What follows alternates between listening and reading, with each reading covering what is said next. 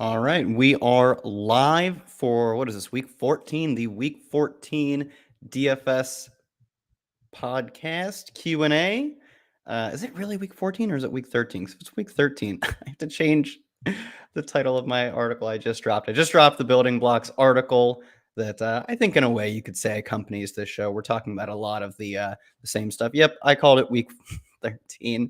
Please let this season end mercifully. I will say we for all of the awful Thursday night, Monday night, even Sunday night football games, and last one wasn't, the prettiest. It was a fun one. It was pretty fun. So maybe we got some excitement to close out what has been. I think the main slates have been actually pretty fun. I know scoring's been up and down so far. I think it's kind of rebounded recently, but at least the main slates have generally been good. Last week I thought was a really good tournament slate. Kerrane didn't ship anything, but had a strong day playing his Jalen Hurts lineups. I had some Hurts on FanDuel. I went all Justin Fields on DK, getting like the QB1 over the past month by a wide margin at 3-4% or something. Thought was the stone cold nuts. He had like a 50-yard touchdown run in the first half and didn't clear the bonus. Not even sure if he threw any touchdowns, and he got picked off 2 times to close the final 2 minutes of the game. So, I wasn't upset about that, as you can tell. I handled it well. I took it in stride, and it didn't ruin my day. That's something we can certainly say. So I think I'm stalling for Kerrane. I assume he's on the set filming the happy hour right now. So expecting him to drop in at some point here. If not, though, it'll be a solo show and that'll be fine. So get your questions in. I'll answer them as a stalling tactic, but also because I respect you all. And is this fantasy playoffs? For most people, I assume we're 1 week away. I have some leagues that are and some aren't. So hopefully we got some of you guys in with some good answers to your questions. So let's fire a few. We'll start off with play Deshaun Watson or one of Huntley, White, or Tannehill, and gives the ranks. I can pull up my ranks. I too have rankings on the site in our composite section, which has both my and Lawrence's rankings. Instinctively, I actually think Mike White might be in a decent spot. All Mike White spots are decent spots because I have him and Deshaun back to back. I have them 14 and 15. So I'll side with my rankings, go Mike White. We're getting no Von Miller for this game for the rest of the season with a torn ACL that they found in surgery. I don't understand how doctors work. So at least a little bit of an easier matchup versus a still strong Bills defense. So I think I'll go Mike White. They just play extremely fast, high completion percentage, and modest pass rate over expected. It's like neutral, but it was not neutral with Zach Wilson. They were terrified of throwing it, understandably so. So I will go with Mike White. I don't know let me see where I have Huntley ranked. I don't think I ranked him.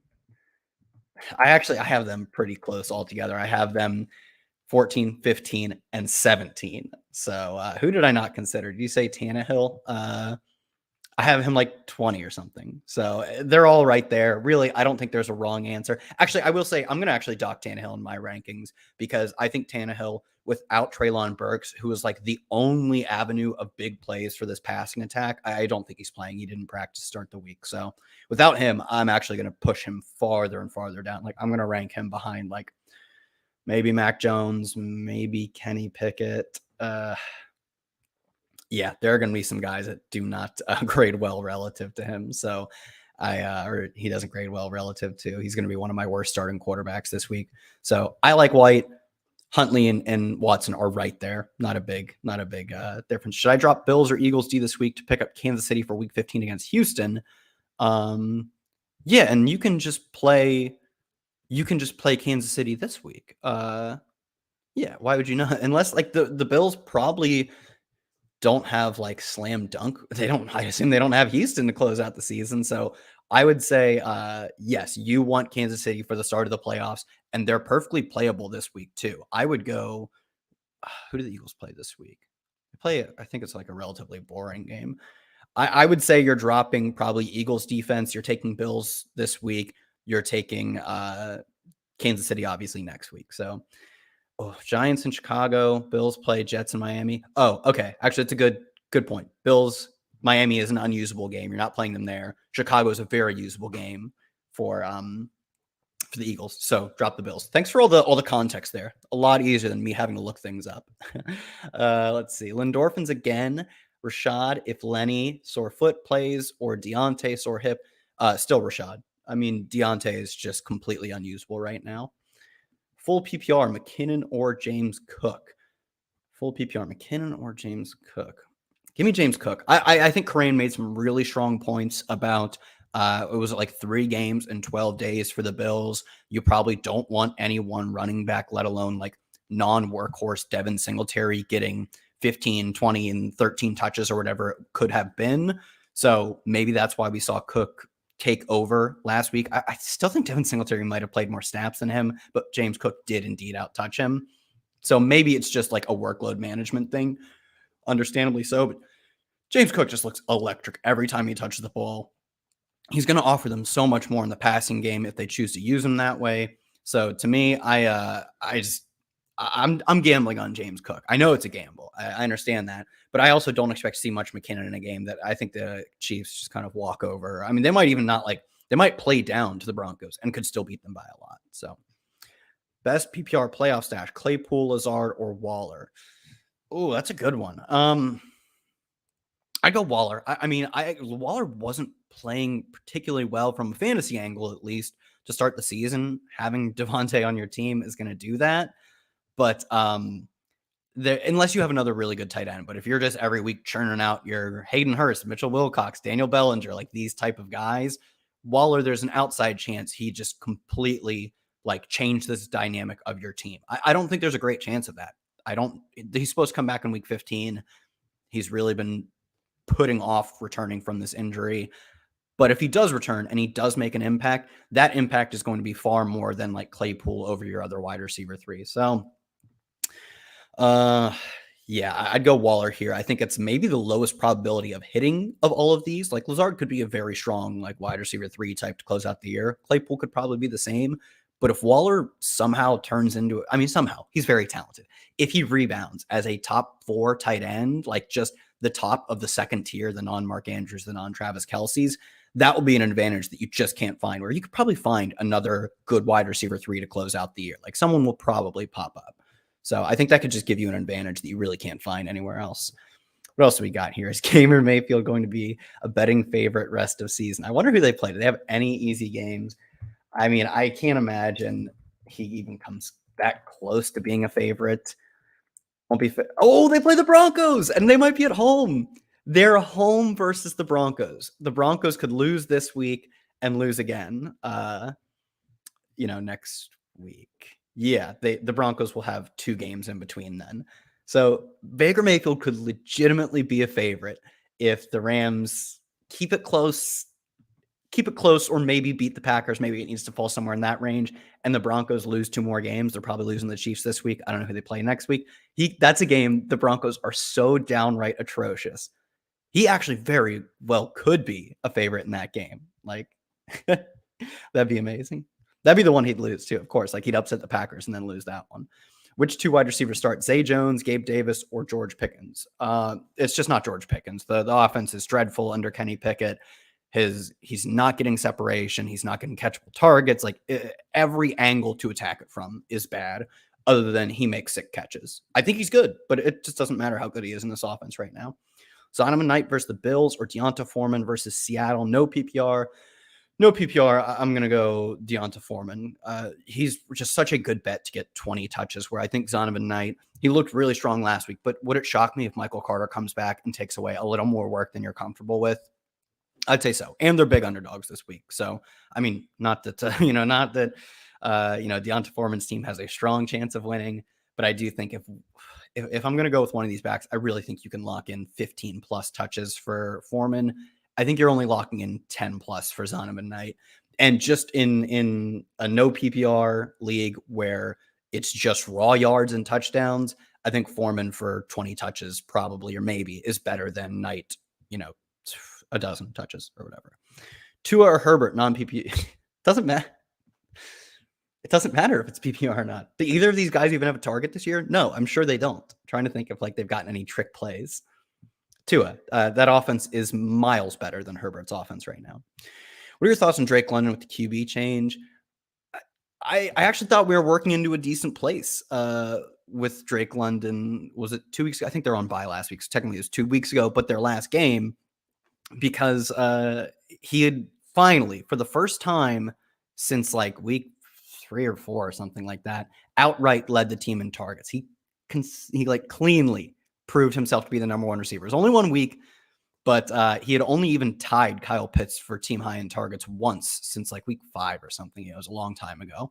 So I thought we were working into a good place. Now that's about his role, but it's also about his quarterback's desire or ability to target him.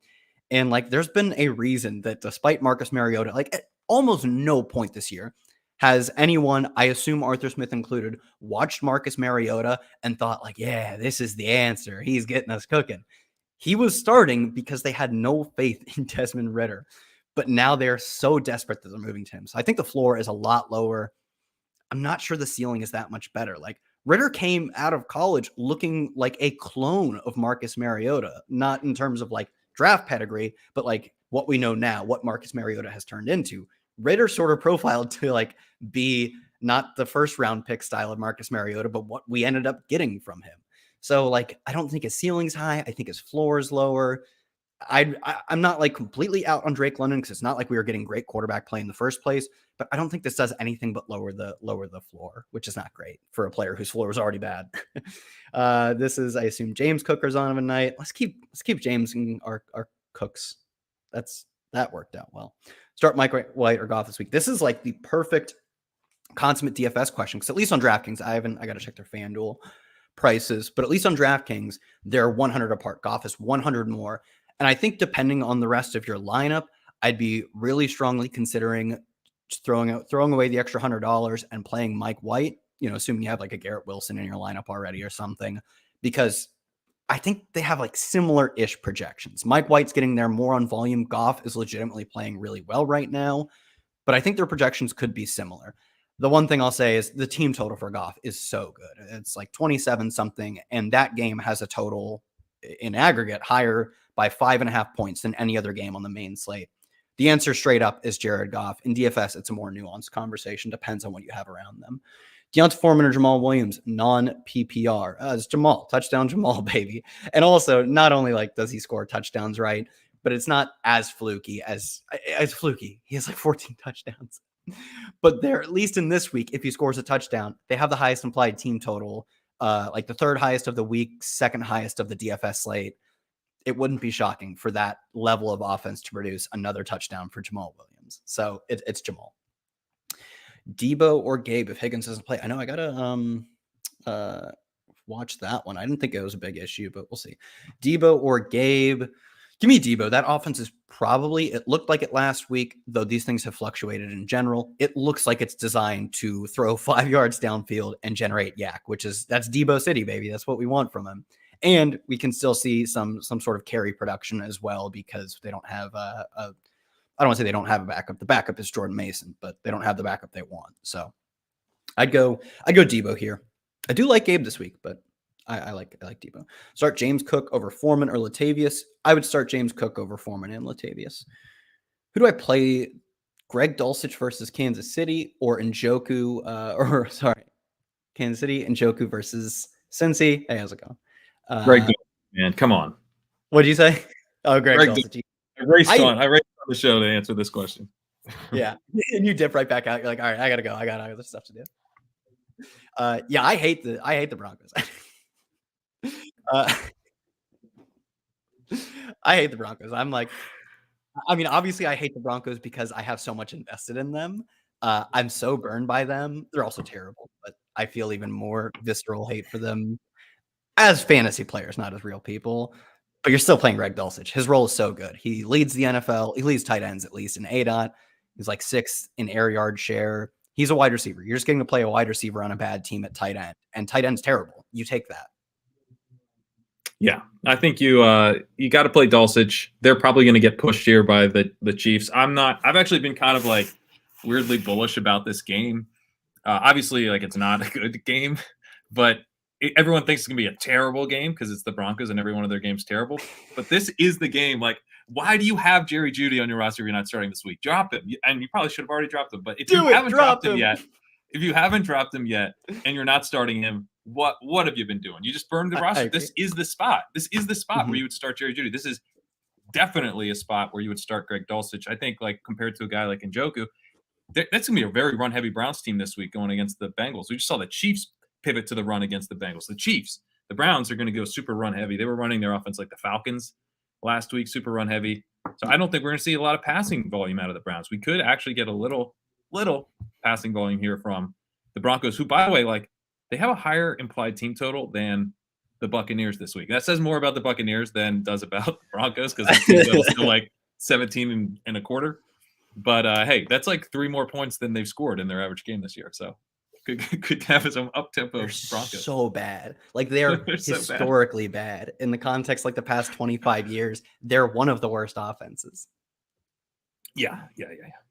They are bad.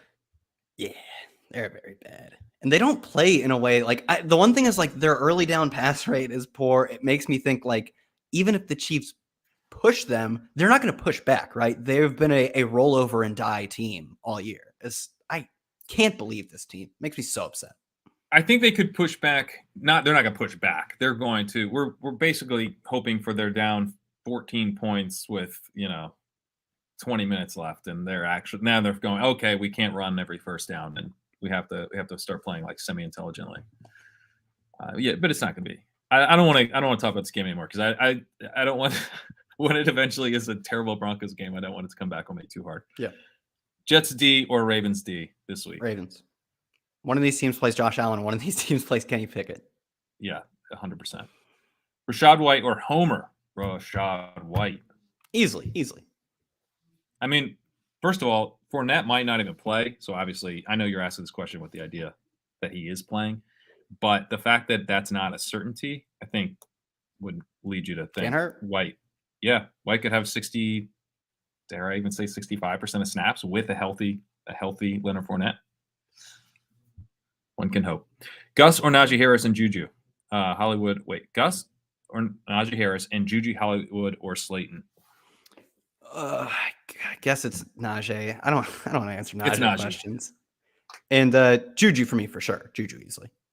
Yeah, I think Juju as well. It's not a bad spot for Hollywood though, with Rondale out and Dortch back. He won't be in the slot. So actually, I don't think it's easily, but I also am also Juju. Okay, sure. Wintry mix in Buffalo. Is it? I checked the weather before the walkthrough. It wasn't that bad. Well, I was just on Matthew Berry Fantasy Football Happy Hour, and he was pitching nicknames for Mike White if he beats the Bills in Buffalo in the snow. Any keepers? Any gems? Anything as good as Brock King. Purdy's nickname? Well, Matthew wanted to call him Snow White. Which I feel like that's an insult. It's a good pun, but I don't know if you want to be Snow White. I pitched White Christmas, although it's not yet Christmas, but it is December. I'm fine. So I think, yeah. Okay. Pick 2 in half-point PPR: Mixon, Foreman, Sanders, Swift, and Kirk. Mixon easily. Sanders. I'm fine with that. Yeah, Sanders. Right. I mean, yeah, I think Sanders. You'd have to drink a lot of Mountain Dew to go Swift, like an unhealthy amount of Mountain Dew. And already Mountain Dew's very unhealthy. So. Yeah. Stick with one. Henry or Okonkwo if Burks and Myers are out? Okonkwo. Chig. Let's go, Chig. Let's go. All right. I was worried you weren't going to drink enough Mountain Dew for that one. Jeff Wilson or Najee Harris is RB2? I think it's Jeff Wilson, but like Jeff Wilson definitely has a lower floor. Like he could have been benched. I mean, it could have been a permanent benching, but like with Najee Harris, like when you have the potential to get the lead running back on the Dolphins, you take that over Najee Harris, even if you also have the potential to get a strict backup, because Najee Harris just gives you nothing. Yeah, I think I'd go Jeff Wilson too. The only way I would go Najee Harris is if I felt like I was a big favorite and I just like need to not blow it. Yeah. But if I feel like this is a pretty competitive matchup, so I'm trying not to do the full hedge where I'm like, if you're a favorite, do this. If you're not, do this. Like I would only start Najee if I felt like I'm definitely a big favorite. Otherwise, I'm starting. Yeah, you'd have to be a big favorite, right? I think he's more likely, like, his distribution centered more cleanly around 9, where, like, Jeff Wilson's has to be a little bimodal at least. Like, he legit got benched last week for whatever reason. Like, benched as in, like, his usage was that of a bench. I think it was game player. script, dude. They had a 21% pass rate over expected, which is like a rate that the Chiefs have not hit this year, a rate that the Bills have not hit this year. Only the Bengals have been that pass heavy relative to game script. So I hadn't checked on this recently because I didn't need to. It was just Jeff Wilson's backfield, but he was also running a lot more routes than Raheem Mostert heading into that game, right? Like, Raheem wasn't being the. Am I wrong about that? Well, it's tough because Raheem was out the previous week, and then that's the true, first week he was. I have to check that. I know once Jeff Wilson There's took only one over, week we're looking at there. Yeah. There's like just no data to tell. But I know once Jeff Wilson took over, once he joined the team, he was also running more routes. So I didn't think Raheem was like the third down satellite guy. I just thought he was a backup. I thought so too, but that's like one potential reason. Sure, yeah, we're grasping at straws just because it's not like logic. We have to find logic in maybe what is just garbage. Well, and Jeff Wilson's been really good this year. He was really good with the 49ers. He was really good with the Dolphins, and he's been really good though as a rusher. So if you're not running the ball at all, and you know you're not running the ball, maybe you just throw Mostert out there. You know? Yeah, Jeff Wilson doesn't run routes because he's the greatest route runner. He runs routes because he is the best combination of usable on passing downs, but gives you the threat of running too. When you don't need to present the threat of running, who cares? Play your best pass catcher. Exactly. Yeah. All right. For flex, should I put in Slayton, Foreman, or Gallup? Probably Foreman or Gallup. I mean, Gallup is so likely to go out and get 4 fewer targets, but it's such a good matchup. Like, just know whatever you get from Gallup, it's coming in the first half. I think I'd go Foreman. Like, Foreman has just been a monster in terms of volume, even though his offense. I'd go Foreman too, I think. Yeah. Yeah. Because, I mean, dude, the Cowboys are not – they're going to play a half. Yeah, I think the Cowboys have had one game at a 0 pass rate over expected. This was true a week or two ago, and it's got to be. They've been killing their opponents. It's got to be true over the past 2 weeks. And it wasn't. They didn't like even cross the threshold to 1. They are strictly like a run. Yeah, they haven't been pass first all season, is what you're saying. Yeah, they haven't been all season. Like in any individual game, they've been neutral once, and it makes sense. Like I'm not dogging them too hard. Their defense gives on a week, and they kill the other team. So I'm not like I get pushed. That could flip to slightly positive. There's no chance in hell they're getting pushed this week. None. Have a league that's all about rushing attempts. Receptions do not matter. Wait, what league is this? So are you saying that this is a league that's not PPR and you get points for rushing attempts? Please. I've seen points for rushing attempts, but I've never seen so PPR or so non-PPR. Like that's this is anti-PPR. Yeah, this is points per rush, not point. Please put in the exact scoring settings in another comment. I would love to know this. Have to play a Seattle running back, Homer or Jones Jr. I don't know. You put the settings in, and then we'll come back to this question because if you're getting points per rushing attempts, it's probably Jones. This is actually an interesting question. Like you have to let's answer just standard. It's just a standard league, no points for anything. Just standard. It's rushing and touchdown. I'm gonna say I think it's Homer either way. I think not if I get points per rushing attempt. I think they'll split closer to 50-50. Like Tony Jones joined the team like 6 weeks ago, and it's just legit bad. Like he's just not a good player. Homer is like decent. So I think maybe like Homer gets slightly more carries. Or Jones gets slightly more carries, but I assume you still get credit for the yards of receptions. And I honestly think you would probably get credit more so for Homer being more efficient, right? Like I literally think he would just have a higher yards per carry. I think they trust him more in the red zone. So I think literally unless you are trying to count carries and that is the only scoring setting you have, you choose Homer in all those scenarios. That would be a hell of a league. You just get points per carry. You don't even get points per yards. It's just exactly. That would be the only scenario. That would be the only way. All right, that's fair. They trust Homer, and your player punches in a 1-yard touchdown, and you're like, no, if he got stuffed, he would run again, and that's the point. I lost another rushing attempt. Yeah. All right, half-point PPR: Najee Harris or Rachaad White. White, easy. White. Yeah, it's easy. Hi, Kyle. I have Okonkwo, but I can pick up Hunter Henry. Is Hunter Henry's matchup the difference between them? No, we're playing Okonkwo this week. By the way, better matchup. Jags defense stinks, especially against the pass. Yeah. Start 2, Mostert, Jeff Wilson, or Deontay Johnson. Well, it's Deontay and you pick a Miami running back, right? You're not starting both. You're definitely not starting both. Man, Pierce. I missed Pierce somehow. Yeah, I was going to say, like, I think Pierce is a bad play in general. His team's going to get curb stomped this week. I But still think Deontay it's probably Johnson, Pierce and Jeff Wilson, though. Yeah, Deontay is still bad. So I'll go Pierce and Wilson. Win and I'm in the playoffs. Mike White or Huntley. Would normally go White, but worried about Buffalo. I think I go Huntley.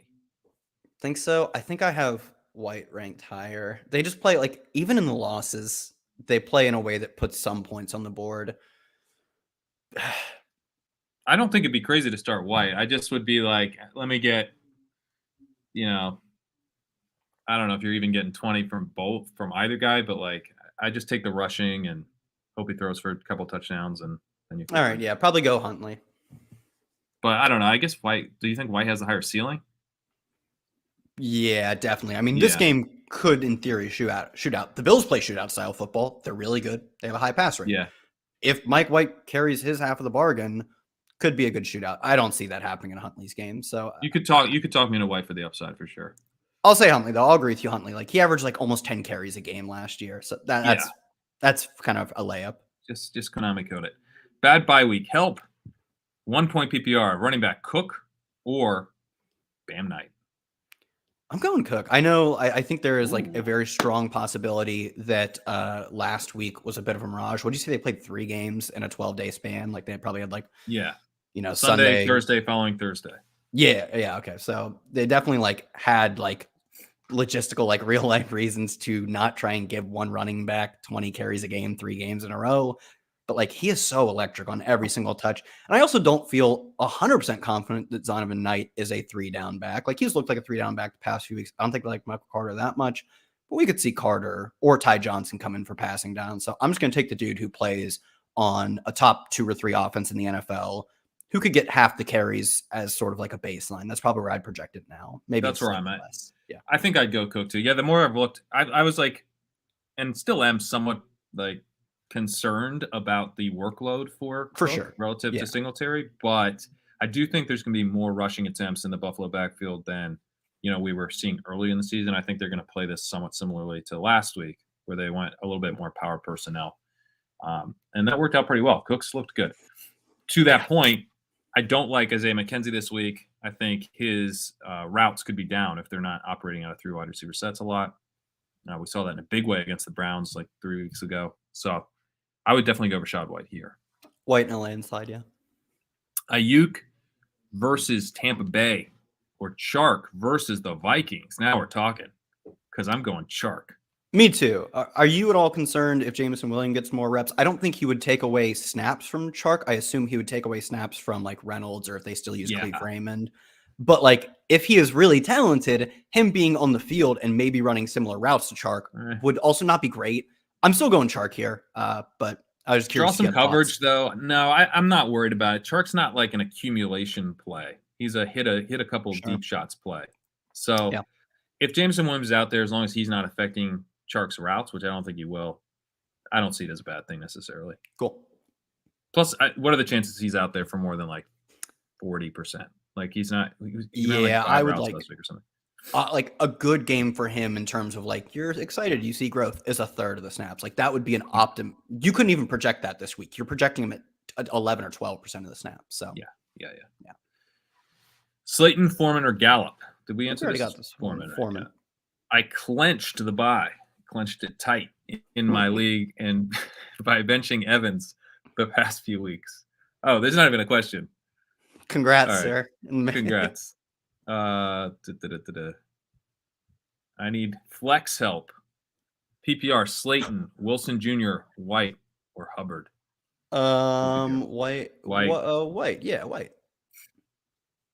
And if it's super flex, also Mike White. Devontae Smith, Rachaad White, James Cook. Thanks. Let's go. This is our first Rachaad White one that I think is interesting, because I might go with Devontae Smith here, actually. I will too. Yeah. I guess if Fournette sits, I would. If Fournette sits, White for yeah. sure. Yeah.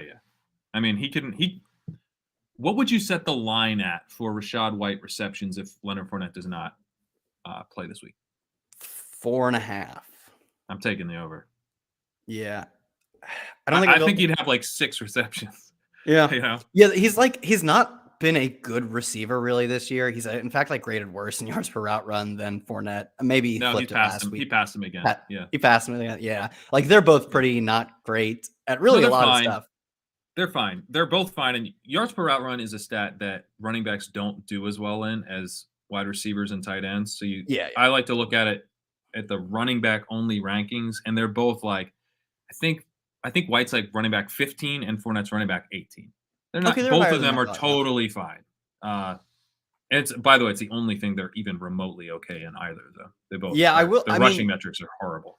Yeah, I thought we would be. I mean, their line is bad, their offense is bad, but I did think we were really getting a big tall glass of Baja Blast with Rachaad White between the tackles, and he's just Fournette. He's skinny Fournette. Yep. Give him a couple of years. Pacheco or Jeff Wilson? I think I'm gonna go Pacheco. I'm going Jeff Wilson. That's fine. Betting on a touchdown, but I mean, better game environment. As much as I was talking about the Chiefs being an okay game environment, or better than you think. Kyle, Fox or Falco? Wait, is this a Star Fox question? It's a Smash question, but they are both Star Fox characters. I've been playing more Fox lately. Falco's the worst, dude. I just know him from Star Fox, the original game that I played on N64, and he was so annoying. He's real fun to play. He's real fun to play in the Smash games. He's like got a real like crispy movement. So does Fox, but like his combos are just free. Like they're so fun to execute. They're free. What is the Smash lingo? I don't know what you're talking about. Like have you ever played like a fighting game? I've played a little Smash Brothers, but we're literally talking like I played probably almost 20 years ago. Like connecting one hit to the next with Falco is really easy to do, and it feels real good to do. Like it's easy to feel like you're good playing him, whereas Fox is like a lot harder to feel like you're good at the game. But I have been playing more Fox lately. Okay. Jackson, Jack was like not my college roommate, but lived right next to me. But he was Jack to me, so I'm shocked to learn his name may be Jackson.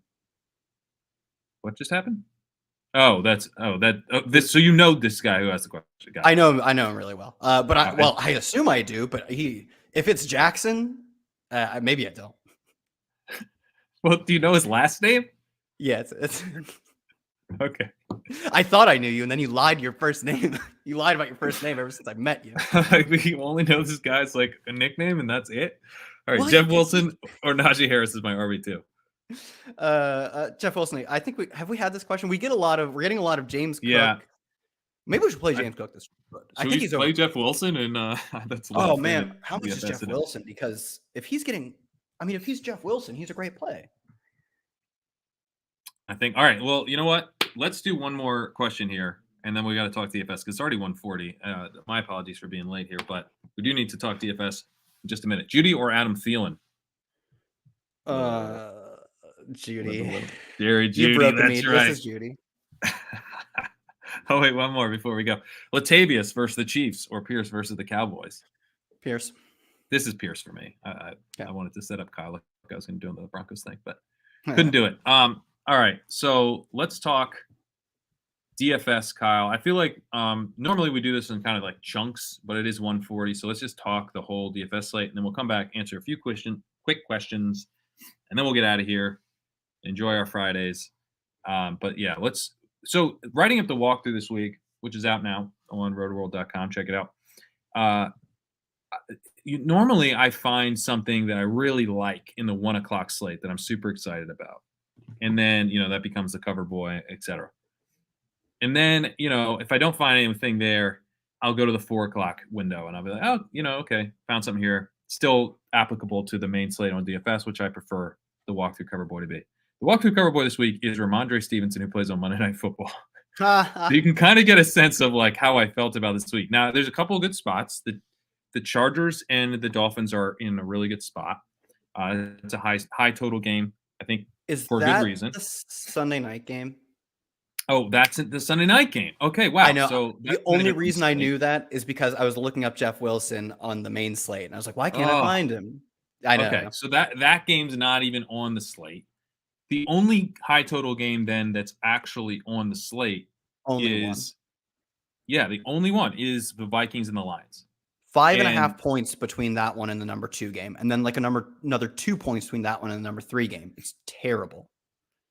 And that game, I think, is like a good game. Like that game sets up as like a massive shootout. Yeah. I think there's a couple reasons to be excited about it. Obviously, like just sort of at baseline, you have a bad Lions defense going against a decent Vikings offense. You have a decent to bad Vikings defense going against a decent to good Lions offense. I think the Lions could push the Vikings. I think the Vikings want to be pass first. I think the Lions are open to being pass first. So it's not like guaranteed to hit, but there's a lot of reasons I think this game could go off. And then obviously there's lots of fantasy relevant players in the game. Amon-Ra St. Brown's going to be super, super popular. I think it looks like DeAndre Swift is going to catch some ownership, which, I mean, DeAndre Swift is supposed to be kind of a Galbrain play. If he's going to be chalk, it's kind of wild. If we're looking, so those are probably the two big pieces on Detroit that people are going to be playing, because DeAndre Swift is only 5,800, so he's a little bit of salary relief. Amon-Ra St. Brown 7,800, you got to pay up, but totally worth it, I think. Justin Jefferson will be popular, 9,000. Dalvin Cook will be semi-popular. T.J. Hockenson, somewhat popular. Adam Thielen will catch ownership, as people probably are going to be doing a bunch of Kirk Cousins doubles with either Hockenson and Thielen and Jefferson, I would assume. Dalvin Cook, though, will be popular as a potential bring back, or just if you want a piece of this game, better to have a different game script than a kind of a pure passing shootout. So, yeah, I don't know like what the way to approach this game is from a sharp angle. Have you thought about that?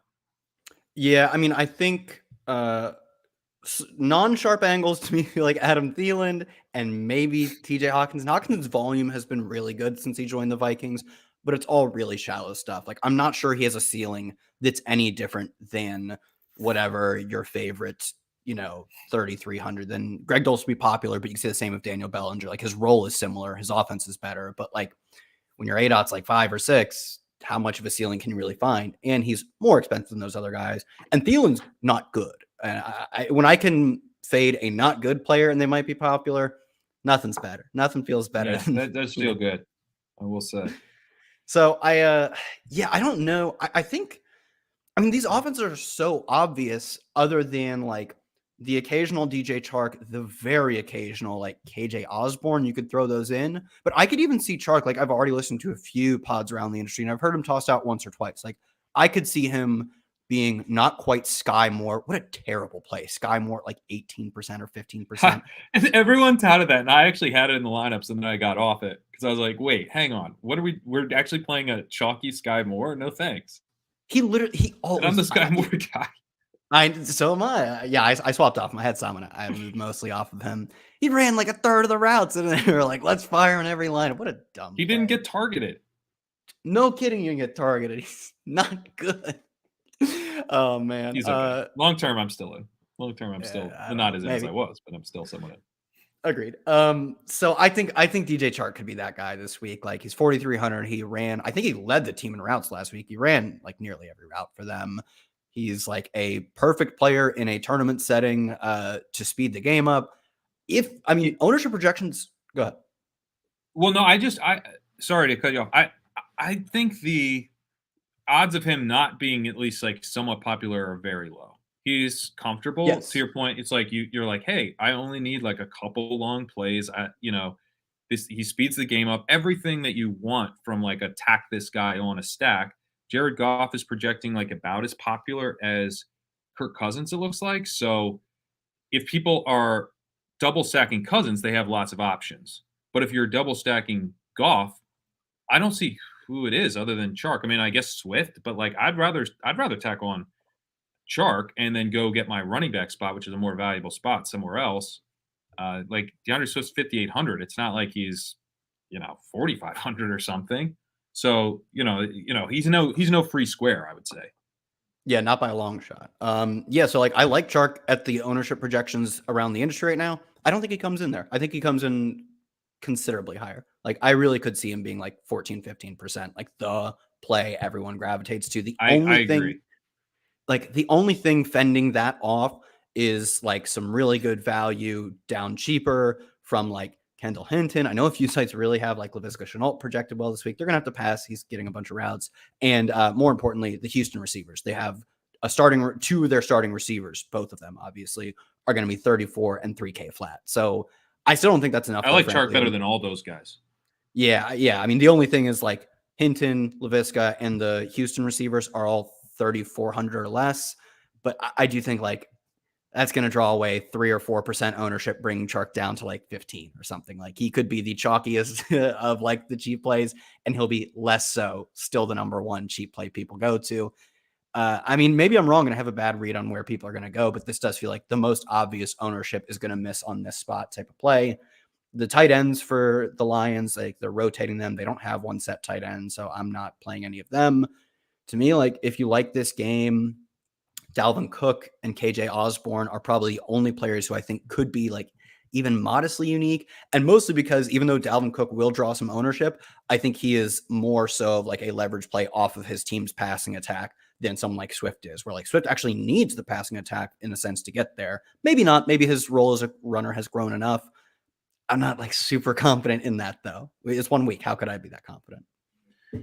My question, I guess, on this game then is how do you think people build around, like what's sort of the chalk salary construction used? Because if you're going with Cousins, you almost have to go Jefferson, and then you're tacking on like Hawkinson or Thielen, who are both, well, Thielen's pretty cheap.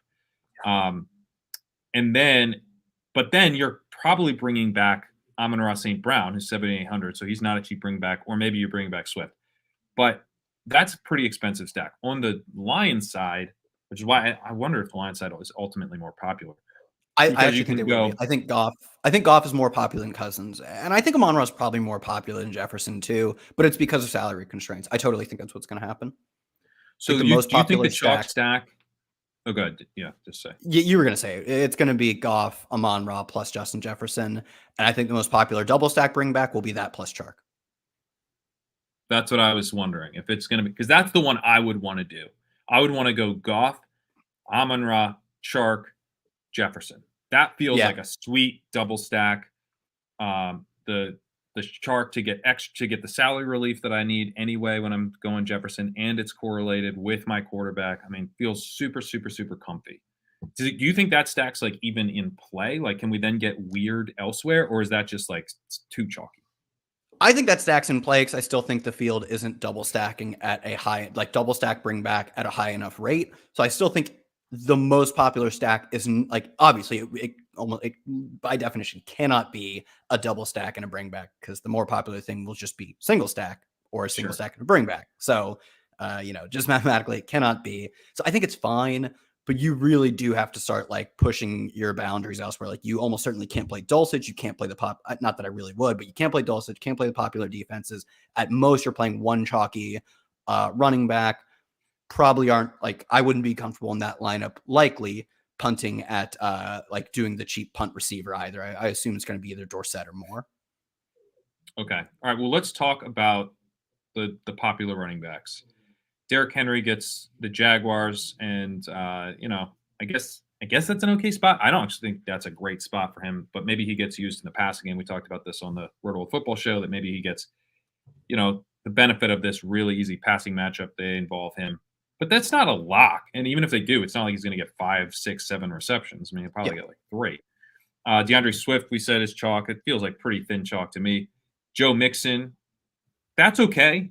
At 6,900, and he gets a Browns run defense that's, pretty susceptible to the run. Tony Pollard, I don't know, man. That feels like kind of weak chalk if he ends up being popular, because there's what that game could just be over so quickly, as we talked about. Yeah, I really want to play Pollard because he's so good. It's such a great matchup. Highest implied team total of the week. But like you said, like if we get 2 passing touchdowns and 2 Zeke short yardage touchdowns, and that's a guy we should talk about. Yeah. Is Zeke a good play? I think Zeke's a decent play. It's the most horrible thing I've said all year. I've bandied about the idea of playing Najee Harris. I've talked about like terrible punt receivers and awful tight ends, but like Ezekiel Elliott, I think he'll come in considerably less popular than Tony Pollard. He's splitting the backfield entirely. Still getting, I think he's getting more carries per game. He's 600 cheaper. He's going to be less popular. I think he's gotten more carries since returning and more carries short yardage, like near the goal line, than Pollard since he returned. Like he's the touchdown scoring back in the usage. Pollard is really good and can score touchdowns from anywhere. I don't think Pollard's like a downright bad play. I think Swift is worse at his ownership than Pollard is, because we have like a 1 game sample of Swift being used and his offense isn't as good and they could pass more. So I think Pollard's a better play in Swift, but like Pollard, it's risky. Like if you get 2 Zeke touchdowns and 2 passing touchdowns, or even like 3 of those 4 and a defensive touchdown, field goal, game's over by halftime. Like you're not getting much more from Pollard. So he profiles as like a super, as like the receivers we like, they get a lot of downfield targets, but those guys can go bust like anytime, right? And that's what you're looking for from Pollard. He probably won't lead his team in carries. He's got to be a slight underdog to lead his team in carries, but every carry for him has so much more potential. So I'm still going to have some Pollard, but I do agree, like that might just be like mentally weak to play like a committee back 6,700 chalk. I will not play Pollard. But I wonder if Zeke is also, maybe he's a better play than Pollard, but he might also just be a bad play as well, because what's his ceiling? What's his realistic ceiling? I mean, 2 touchdowns, I suppose, are in play here, but like how many yards can Zeke realistically get? 80? Yeah, I think he has like multiple 2 touchdown games. I'm not even sure he's a 25-point game this year. Like he has had ceiling games. We have seen the ceiling. It's not good. So, and this could be better. He could get 100 in this game. Like they could run 50 times as a team. He gets 27 or whatever, 24. What's Malik Davis's price? That's what we need to check. We talked about this on the Tuesday thing. Like I think I have a team where I played Kyron Williams in season long. Should I play Malik Davis over him? Honestly, yes, because he's going to score a touchdown. So there you go. All right. Anyone off the, well, there's a couple other guys who are going to be somewhat popular. Looks like Latavius Murray, Christian McCaffrey, Travis Etienne, Isaiah Pacheco. Now we're kind of to off the board guys, but anyone like, I mean, Latavius Murray is disgusting. I think I'm going to get really off the board at running back this week, outside of maybe trying to play a little Joe Mixon, maybe trying to squeeze in some McCaffrey, who's going to be, pretty, reasonably owned. He's so expensive. It's hard to see how he gets like super, super chalky. Yeah. Rachaad White, if we get no Fournette, what's he at? Yeah, I was looking that up. Yeah, imagine playing Latavius Murray above like 2% ownership. I'd rather eat paint than do that. My God. And he'll be even more popular, I think, on FanDuel, because he's like such a cheap play on FanDuel. So I was looking through stuff, just looking through prices, trying to think about how to fit some of the builds I want to get to. James Cook at 4,600. It could totally be an aberration. I totally agree that like I can't be super confident in his 1 game sample, but if he gets as much usage as he did last week in a game where maybe they end up running the football more and he still has that efficiency to his game, he's 4,600. I think I might play some James Cook. Whoa, did you look up Jeff Wilson? What is he priced at? No, remember he's the Sunday night game. Oh God, I keep wanting to play Jeff Wilson. I want to play Jeff Wilson so bad. He's not even on the slate. I'm looking at, so the Rachaad White plays in the 4 o'clock window, which I feel like is a little bit less interesting. Drew Dinkmeyer talks about this a lot, where you're like, if you're like playing a super contrarian running back, it's preferable that they're in the early window, so then you kind of know you can like play more chalky stuff later. This is sort of setting up in the reverse way, where that super chalky game is also 1 o'clock. So we can't do any like GPP strategy bro stuff here, unfortunately. I don't know, the late swaps don't look too appealing this week, but Travis Homer would be a good, decent late swap, just like a potential option. I don't know if we'll know the status of both Fournette and DG Dallas and Ken Walker heading into that. So you'll have some optionality in that respect. They're 500 in salary different. I think it's 500. So maybe need a second option to boost up, but I wouldn't hate that. That's interesting. Trying to get to, so you're leaving a spot open for Walker, essentially, is what you're thinking. Well, I don't think he's playing, but I do think him or Dallas maybe goes into the slate as questionable. At which point, I'm just saying, like, if you pivot down from Rashad White, say Fournette's ruled in or something, or you just don't want to play White, if you pivot down to Homer, you leave I 500 on the see. table. And I'm not trying to leave 500 on the table just because. So I'd want a second spot Yeah. open just to play up someone else. Yeah, that makes sense. I think I'll try to figure out some of those 2v2s and go in with trying to play some Rashad White, because if Fournette's out, he's an awesome play. Yeah, he's a slam dunk if Fournette's out. It's not a good matchup. They're like you said, they're a terrible implied team total, but he should just get lit up with targets. And really that's why we've liked the Bucks backs all year, is because they get targets. Their run game, whether it's a good opponent or a bad opponent, probably isn't going to go well. But he goes out and gets, 18 carries, even if they're not efficient, but 7 catches. Great game. Yeah. Yeah, the James Cook call I'm a fan of. 4,600, not going to be owned. I could see them going more power running formations here, and he's explosive. So he's kind of like the better version of the Pollard play. I mean, you take Pollard over him straight up, but you're getting, with the ownership discount, salary discount, give me Cook. What about any other like wide receivers, tight ends that jump out to you? Yeah, I was curious. I think we'll see like the third most popular game. We'll just be playing the Bengals side of their game because they're the Bengals. They're getting a running. So I guess this is one question before we move off running back. Do you think we see normal Joe Mixon? Because I think we see normal Joe Mixon. We saw them hold out Jamar Chase for an extra week and immediately comes back, plays 80+% of the snaps, leads him in air yards, leads him in targets. I think that's essentially what we're getting with Joe Mixon. He's held out to be extra precautious, and he comes back to play a normal role. So I think we see normal Joe Mixon. I think we'll be chalking it. I think it's almost like fine. I completely agree. I think we see normal Joe Mixon. I wish the field was a little bit more cautious after the Juju game where he came back from a concussion and didn't play all that much. It could happen again here, guys. Don't play Joe Mixon. It's a weekend. I'm ready to play Joe Mixon. Yeah.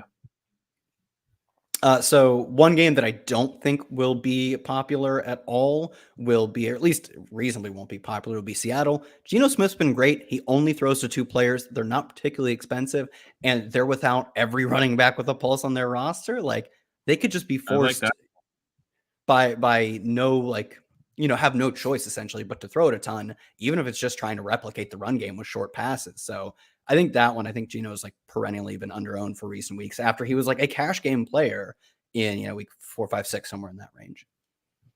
I like that one a lot. And it's so condensed, right? If you're going away from a game total that is like, there's going to be more points scored in the Lions and the Vikings, I think, almost certainly. And so to go away from that, you need the points to be funneling hard to the fantasy relevant guys. So I think, now, are you doing a Geno double? So I was looking at Lockett and Metcalf. They did get over 100 yards together last week, but it was the first time since week 3 of 2020. Oof. So yeah, in terms of doubling that feels a little tough. But I really would like to go and find a double stack if I'm not doing. I can bet on the correlation somewhere else, but I don't know. Yeah, I probably wouldn't double. I knew they were generally not achieving their ceilings in the same games. They really haven't been achieving that ceiling. And this is not a game that I have any hopes of it shooting out. I think circumstantially, you've got talented players with good roles in a game where they may have no choice but to pass more. But I don't think they're pushed by the Panthers. So DJ Moore is a pretty solid run back, though. He leads the NFL in air yard share, and that has only held true under Sam Darnold. It was just like one start, right? But he threw like 7. I think didn't he have like a 70-something% air yard share in the one Darnold game? Like, did he? I should check that. That's amazing. It was absurd. They have one viable pass catcher. God bless LaVisca and Terrace Marshall, but they have one good pass catcher on that team. So just by hook or by crook, he could get 12 targets, even if they're pretty mid value. I mean, LaVisca could break out, and there still wouldn't be any air yards. It's all shallow stuff with him. Let me pull up the air yard share. So I don't hate that though. I don't have 74% air yard share in week 12. There you go. Yeah. I think that's a pretty solid one. Like, I think I have one entry into the 4K buy-in this weekend, and right now I still have it as a Goff team as my placeholder. I'm trying to get different, but like, that's gonna be a really chalky build, especially as people move into smaller field and look for higher projection. Like, Goff is probably the cash game quarterback this week. So I don't know. I might not end up playing that. Okay. What about can you bet on Mahomes to just light up the Broncos? You don't even have to do a bring back, or you can use that as your excuse to play chalky Dulcich. Yeah, I don't think I'm playing that one high stakes entry, but I'll have some Mahomes on FanDuel specifically. Like I also have the slightest bit concerned that in recent weeks they've trended towards, for the Chiefs standards, run heavy. They're still in positive pass rate over expected, but they went more run heavy than they usually do against the Bengals and the Chargers. And the Broncos set up as another team you want to run the football against because they are a truly elite team against the pass, like third in EPA per play allowed and below average against the run. So easy schedule. I think they're getting exposed. Mahomes is going to expose the Broncos this week. Oh, I would love it. I mean, I wrote up Mahomes in the Building Blocks article as one of the best pivots. I think paying up for quarterback in general, whether it be Hurts like it was last week, Mahomes this week, or even Josh Allen, who'll be somewhat popular, but that game just will not draw the same ownership as the one obvious game. Paying up for quarterback will not be popular this week. Mahomes and Hurts especially, like they're not going to be on the radar a ton, relative to their stature. That's interesting. So, all right, if you're doing Mahomes, which I do have some interest in, how would you approach that? I'm only playing Juju or Kelsey. I mean, Juju was back up to 80% routes last week, and we saw that finally started mattering. Like he was 80% Is it a single routes. or are you doubling? I'm fine either way. It just depends on the field size. But Juju, like he could, I mean, we saw he can go out and command a pretty solid target share, enough so that like Kelsey can't blow up, right? But I'd be fine doubling it too. If I double, though, I'm almost certainly running it back. The Chiefs generally are a high pass rate over expected team, but you're investing a lot of salary into your lineup in the Chiefs offense. You need ceiling performances from them. And you probably don't get that without somebody on Denver making an impact. And Denver projects well. Like Latavius Murray is a good value. Greg Dulcich is a good value. Kendall Hinton's a good value. I don't know about Jerry Jeudy, but it wouldn't shock me if he's at least a decent value. So you're probably almost not giving up any points to run back. Like Latavius will pop up if you just run 150 lineups. Greg Dulcich will be in a ton of those lineups if you run 150. Kendall Hinton will make some. So you're not giving up points. So that's probably the reason that I actually like Kansas City as a play as well. I hate the Broncos, but so does pricing. Pricing also says they're not good. So at least you are, you're saving money by playing some of these guys. All right. That's one of the ones that interests me this week. Man, but that Geno one, I like the Geno one. Maybe I'll run 2 Genos and just do a lock-in and do a Metcalf. That'd be kind of fun. All right, let's do some more start-sit questions here before we get out of here. We'll do another 5-10 minutes of that. The lesser of two evils. Start with this. Ayuk or Pickens? Ayuk. Okonkwo or Njoku? I think you were answering this as I came on. I don't think it was from this person, but it might have been the same question. Okonkwo.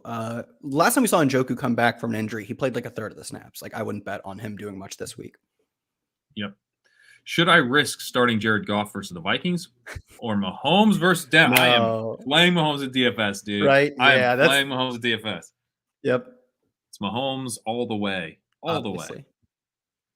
Better PPR stash, James Cook or Jeff Wilson? I think it's James Cook. It's James Cook. I think if you need like a guy who you can start and you feel fine, it's Jeff Wilson. I would not feel fine starting Jeff Wilson after last week. I know, but like you're probably going to be able to use him as an RB2. But you're right. It's not even like a slam dunk. And then if you have, I don't know, like Joe Mixon and some running back too, you feel like generally confident about, then I would 100% go James Cook. Yeah. Even if I had like Joe Mixon and Rashad White, let's say. And it's like, I know I can plug in Rashad White. I just want some more upside. James Cook. Tua and Kirk Cousins on my team. My question is it worth to start Cousins over Tua? It's not. I would start Tua. Correct. Considering benching Pirine from my second flex spot and using Okonkwo while replacing Njoku in the tight end slot for Hunter Henry. So Okonkwo is a flex. Double tight end. These are some gross double tight ends, I have to say, but I don't disagree with what you're doing. So I guess I'm just I think now. Pirine will be. I guess I don't know. I think maybe you start Pirine just on the hope that Joe Mixon comes back and doesn't play a full-time role, because Pirine, like, he could at least give you a few catches and maybe has a shot at a touchdown in like his early season role. So the question for me is not Okonkwo versus Perine, which I am Okonkwo there. It is Perine versus Henry. Yeah. And I'm Perine, I think. Me too. Yeah. Yeah. Wait, so James Hale just said, yes, that's correct, to our previous question of telling us if there were carries, if you get points per carry. James, I would believe I was, fairly specific. I would love to know the exact scoring settings of this bananas league that you're teasing here. It's one of the craziest leagues I've ever seen. Here you go. Okay. James did answer. Thank you. It's a crazy league. Yes, 1 point per rushing attempt, 1 point per rushing per yard, right? 1 point per yard. 1 point per rushing yard. If you have one carry for 10 yards, are you telling me that's worth 11 points, James? I love this league so much. You get 1 point per 10 receiving.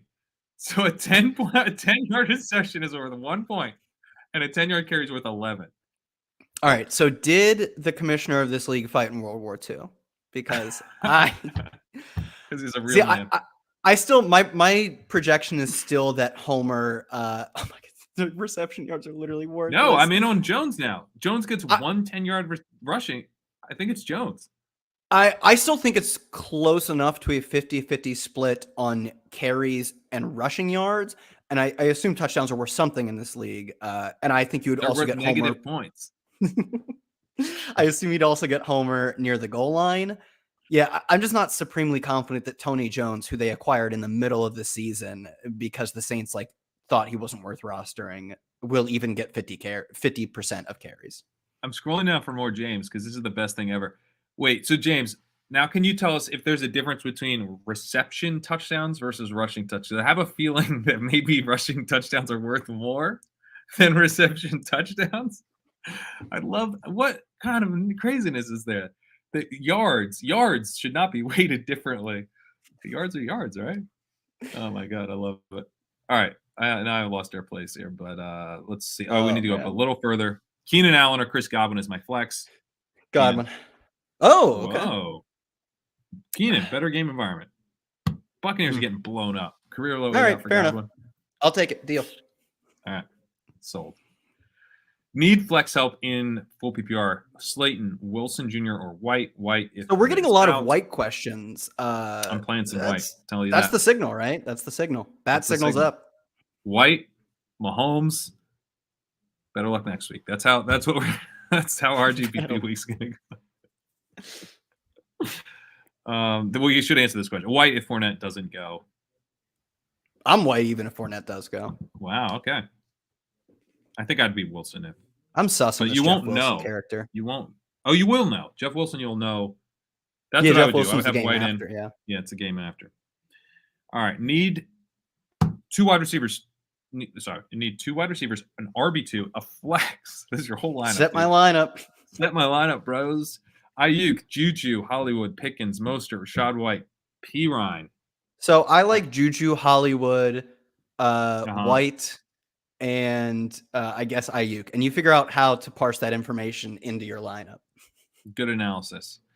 All right. Pick half-point PPR 2. Bam Knight, Gabe Davis, Damian Pierce.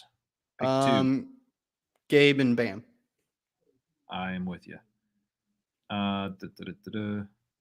Crazy to start Mac Jones over Dak this week?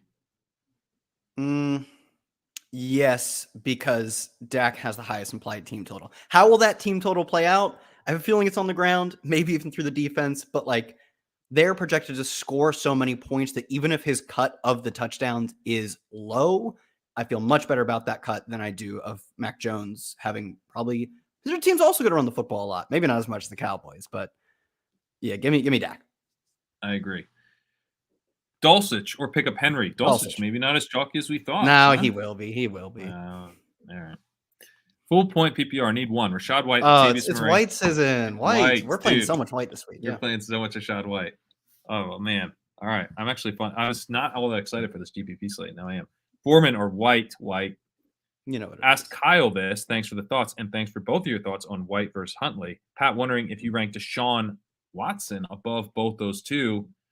It already has him higher, Barry lower. There's some Rotoworld disagreement here. Should I? Yeah, let's see.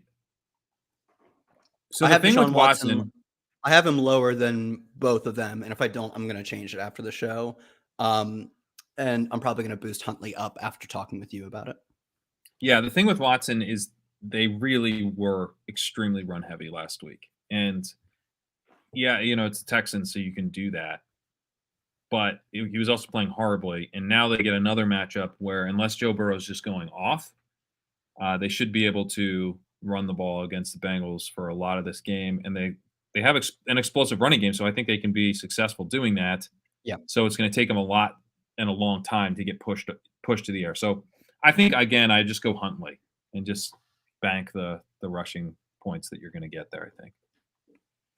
All right, if Cooper is out, Peoples-Jones versus Cincinnati or Gabe versus the Jets? Are we at risk of missing Cooper? He was questionable, but I don't think he's at any real risk of missing. Okay, that's what I thought. If he's out though, Gabe. I'm Gabe too. Rashad, Mostert, Donovan Peoples-Jones, Rondale if he plays. I don't think Rondale's going, right? Doesn't look like it. Rashad, man. Seriously though, we're playing Rashad in DFS. I'm not backing out of that. I did back out of the Fields thing a week ago. I almost punished you so bad. It would have been bad. We also built the Hurts lineup on stream. That's true. The Hurts lineups were good too. Oh, so good. I think naked AJ Brown was probably not a good play, getting him up at like 12% or whatever it was. But because Hurts was so low and doubles were so low. I did double. I did a double. Those were really, really good. Yeah. I did a double with a Burks bring back, which was brutal. And then that's how I had the same lineup on FanDuel. ETN ruined it. Ice. All right. I'm down to just Kareem Hunt and Jordan Mason at the flex. Please help. Ooh. Kareem Hunt, I think, is how you do that. Yeah. Better wide receiver double stack. Kirk plus Jones at the Titans, or Hopkins and Hollywood versus the Pats? Hopkins and Hollywood. I agree. Would you rather have in Superflex Darnold in the juicy matchups or Baker in his newfound confidence? I think it's still Darnold because Baker's team is so what a question bad. It's Darnold, I think. Yeah, it's Darnold. Like Laviska Shenault would maybe be the number one receiver on the Rams, and maybe Terrence Marshall. Like they both get a lot of snaps, and DJ Moore would, he'd have a 99% target share on the Rams. And the offensive line for the DJ Moore would be like the wide receiver one on the Rams. He would he would have like a 45% target share. It would be amazing. And he'd have the worst efficiency metrics ever, and it wouldn't matter because he would get every single target, every play. So I think it's Darnold. The situation for Baker is just so dreadful. Like obviously he outperformed it last night, but I can't expect that going forward. But look at what happened. Obviously the unsportsmanlike, they knocked the ball out of his hand, right? But then also they lined up. Was it? I can't remember what it was. Lined up in the neutral zone or whatever it was on that punt that extended a drive. They also he threw it. I mean, DPI in the interception. Terrible throw. It wasn't the guy who intercepted it. Wasn't the guy who committed defensive pass interference. Had really nothing to do. Maybe Jefferson would have been able to break up the interception. But it's a terrible throw. So there's like a million ways they got bailed out in that game. Yeah. And they still only scored 17 points on a play that should have it was bad defensive coverage. So yeah, I think it's still Darnold. Best of luck to Baker in LA though. If Burke sits, pick up one for non-PPR. Slayton versus the Eagles. Donovan Peoples-Jones versus the Bengals. I'm Slayton there. Zay Jones versus the Titans. Josh Palmer versus the Dolphins. I think it's Slayton or Zay Jones for me. I'm Zay here. Matchup with the Titans through the years is real good. I'm with you. I think it is Zay as well. If Walker can't play, who do you like better, White, Knight, or Burks? Burks isn't going to play, right? Unless did he practice today? No way. That's the only way. Yeah. Well, if you got him limited, maybe. I guess. Yeah, I don't think he's playing. White again. Lots of White this week. Lots of White. Should I stash Ritter for that juicy Week 17 matchup? What is it? And probably. What's so funny? We knew every Week 17 matchup over the summer, and now we don't know them anymore. We don't know them anymore. Why don't? What is it? Oh, I'm so tilted that I literally knew every single one. Is it the Cardinals? That sounds right. I mean, it depends who you're. Obviously, you're cutting someone. I don't hate stashing him. Like, there is some relative level of upside. I didn't think he was a good prospect coming out, frankly, but he could be a runner. He could, predicting quarterback production, college to NFL is really hard and really random. So he could easily outproduce what I think he's going to do, but I'd be cutting. I'm extremely skeptical. Yeah. Marcus Mariota did not play poorly this season. In terms of, you look like EPA per play and all that. He was efficient. He wasn't great, but he was not like, he was like kind of middle. He's one of these like, he was like Cousins-y or where Derek Carr is kind of, I think he's a little below that, but whatever. Where like Tom Brady is, for example. So like he wasn't like one of these guys that you have to bench. Oh God, get him out of there. The offense is going to be better now. The offense might be like a lot worse. Yeah, someone had this earlier. Someone had a Ritter question earlier. It was in reference to Drake London, and I said like maybe you get a little more like upside with the guy who isn't Marcus Mariota, but I think your floor craters. Like, this could be the worst offense under Ritter. Like, that's just the nature of being a third round rookie or whatever. You have a 0 floor. Yeah, I mean, look at the Rams. I mean, Baker kind of breathed some new life into them, but it's like, God, this Rams offense, could it get any worse? And then it's like Bryce Perkins and John Wolford. It's like, oh yeah, it could get a lot. Or the Texans. Could it get any worse with Davis Mills? So bad. Yeah, Kyle Allen comes in and it is like significantly worse. So I do. I don't know. Obviously, there's upside too, but I'm not. Oh my god, Pat. Oh my God! Rushing touchdowns. James Hale with the best league of all time. What do you call this league? Is it just? This is like, when was this league established? I love your idea of World War II, but I don't think you went far back enough. This feels to me like this league was established in like the Industrial Revolution, coal era England, like London, like you know what I mean, or like Peaky Blinders level Birmingham. This is when this league was founded. Unbelievable. Rushing touch for people who've only watched part of this. This is a league that has 1 point per rushing attempt, 0 point per reception, 1 point per every rushing yard, 0.1 points per every receiving yard, and double the points for rushing touchdowns to receiving touchdowns. I kind of want to start one of these leagues. I'm totally fine. I love goofier rules. Someone pointed out Justin Fields, like how much of a lead does he have as the QB1? Like, disgusting. Well, I wonder if quarterbacks don't get points for rushing yards because they're they're responsible for ruining football by throwing the ball. Right? only non-throwers. Receivers shouldn't get any. Only running backs should get points in this league, is what I think. I'm sorry to keep derailing us. Maybe we end up being done with questions, but this is another hilarious league. Every yard kicked for a field goal is a point, like how the rushing yards are a point. So it's a kickers only, like it's almost a kickers only league. Like, and the person points out their team name is my kicker versus your kicker, because that's all that matters. You get 2 50-yard field goals and you get 100 some point, 100 points. Oh man. Oh my God.